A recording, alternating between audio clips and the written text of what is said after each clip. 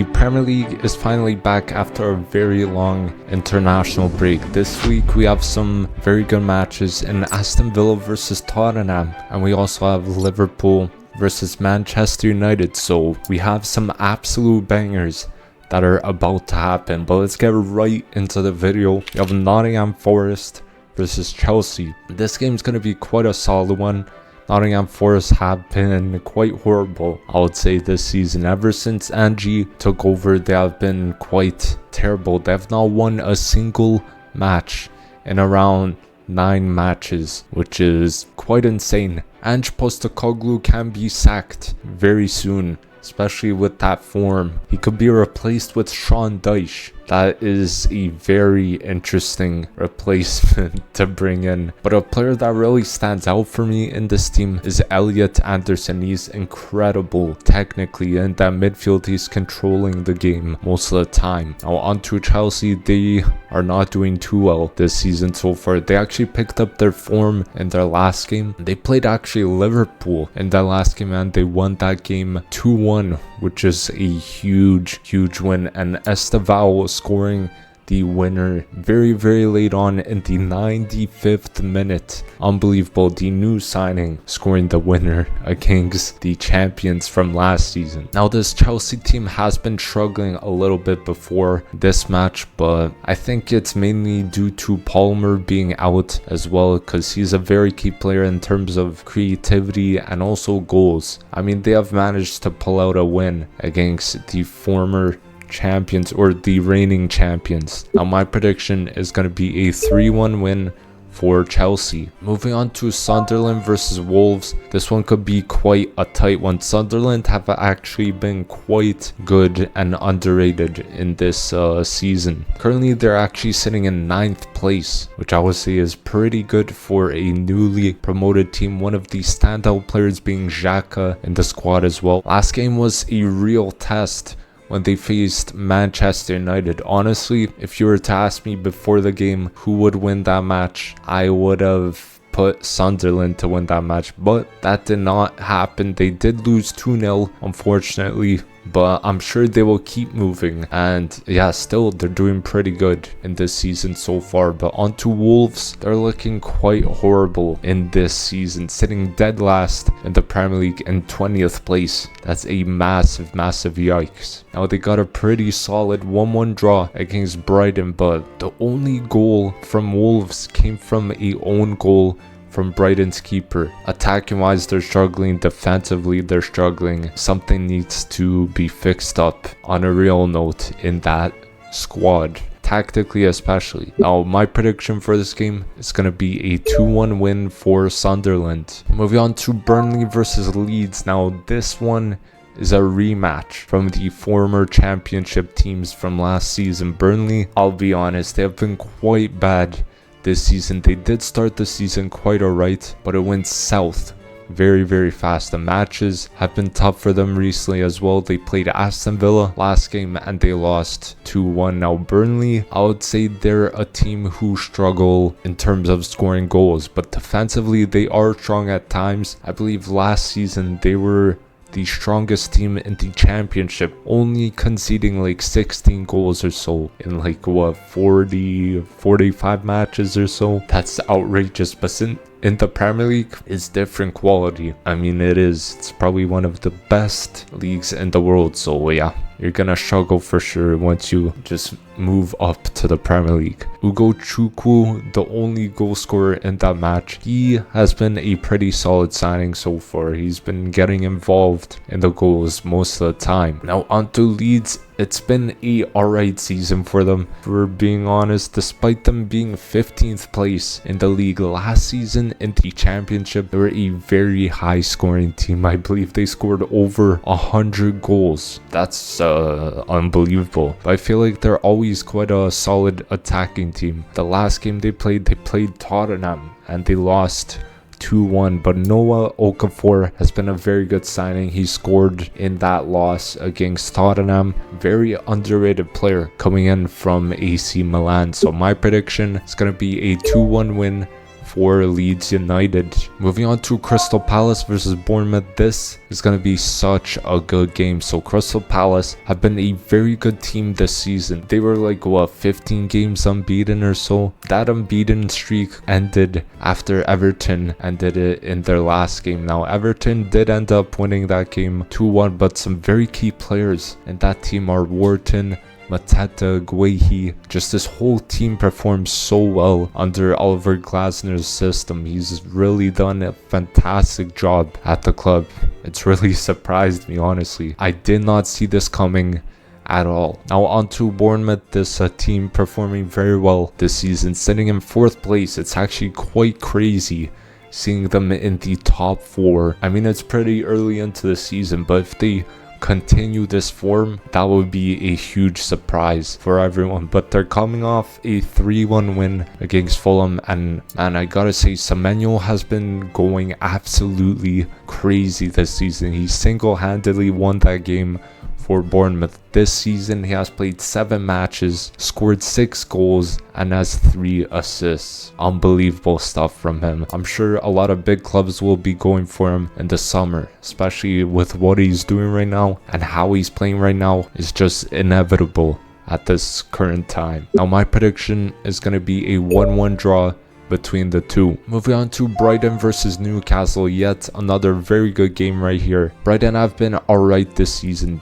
They're actually sitting in 12th place at the moment, although they are a club who have always played like some fluid football. I really enjoy watching Brighton. It's very nice to watch them. They have always been struggling for results as of recent, but the last game they drew 1-1 against Wolves, which realistically they should be winning that match. For being honest, Minta has been one of the standouts in that squad. Just incredible at taking on his man with his dribbling. He's chipped in with the goal scoring as well, but amazing talent. Now on to Newcastle.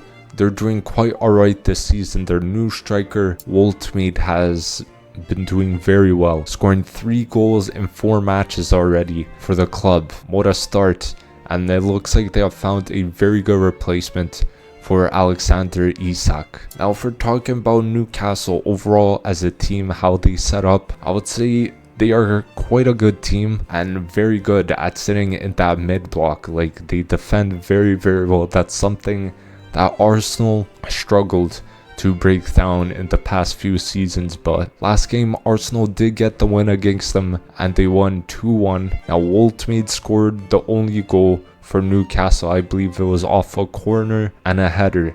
He scored yet another header for Newcastle, but my prediction is going to be a 2-2 draw between the two. Moving on to Man City versus Everton. This will be a very defensive team versus a attacking team, I would say. Man City have been quite good this season. They have actually started to click as of recent. We've seen them playing even better football. The players are looking a lot better playing together. So especially with Foden helping out, he's back in the squad. Creatively, he is a fantastic player. In terms of goals, he could also chip in with quite a few goals. But then you have Haaland. Haaland, who has scored 9 goals and has gotten 1 assist in 7 matches played in the Premier League. He's just firing goals at a crazy rate this season. He's looking better overall as a player as well, just in terms of his hold up, running in behind, even carrying the ball. He's gotten better at that, and we gotta give him credit there. And I can't lie, Man City were a little bit lucky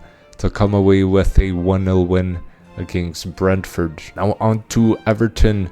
They've been performing alright this season. Like, ever since David Moyes has come in charge, they have been quite good. For example, they beat a undefeated side in Crystal Palace 2-1 last game. That came out of nowhere. Grealish, of course, being one of the main men in that Everton squad, he scored the winner in the 93rd minute. So I'm really glad to see him balling out at Everton, as at Man City he didn't really get too much game time after they won the treble with Man City. He's been such a key player in that team. They just allow him to play more freely and play how he wants on the pitch. Now Everton has been quite a balanced side this season in terms of goals, and also defensively they're quite good on both ends, I would say. Now my prediction is going to be a 3-1 win for Man City. Now before we continue into the next match, let me know which match you guys are looking forward to watching, or which club you're going to be supporting in this game week. Moving on to Fulham versus Arsenal. This game could honestly be quite interesting. Fulham have been doing not too bad, although they have been struggling recently form-wise, and they have lost their past 2 games in the Premier League. Like last game they played Bournemouth, which is obviously a tough side to come against considering they have been in very good form recently, and they lost that 3-1. Semenyo absolutely cooked them. That's all I gotta say. And it was a very even game if we're being honest, but Bournemouth came out on top and they just had more goals at the end of the day. Iwobi has been a pivotal part of the team creatively as well. Ever since he joined Fulham, he's been very key in terms of ball carrying ability and also his creativity. Now onto Arsenal. They've been doing quite good this season. They've been putting up better performances as of recent. Only loss this season came from a Szoboszlai free kick winner for Liverpool, and that's when Arsenal lost 1-0 to Liverpool earlier into the season. Now Eze has been a key player offensively for us. He'll be very key for us now, especially since Odegaard is out for around a month or 4 weeks. He's going to be very key for us, and he's already been starting quite a few games, so he's already adapted into the team quite well. He's probably one of the best signings